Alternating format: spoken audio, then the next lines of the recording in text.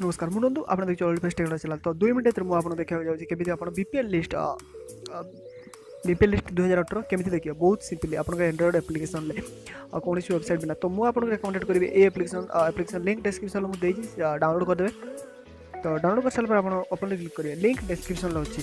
तो start click करेंगे interface बहुत सिंपल। तो आप स्टेट सिलेक्ट करेंगे आम स्टेट जमी आम जानते हैं ओडिशा।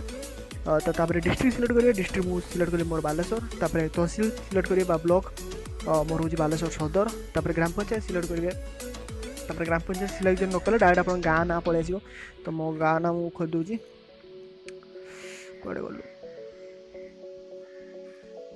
वेयर मोतीगंज।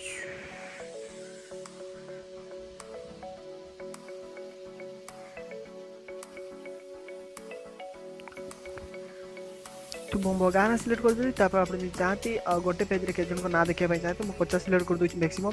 तो फास्ट आप स्टेट डिस्ट्रिक्ट तापर आप ब्लॉक ब्लॉक पर आप गाँ ना बाहरी आसो। ग्राम पंचायत जो गाँ ना थी गाँ ना सिलेक्ट कला सबमिट क्लिक करेंगे। सबमिट क्लिक कर सारापर आप एरिया जिते जन भी अच्छे समस्त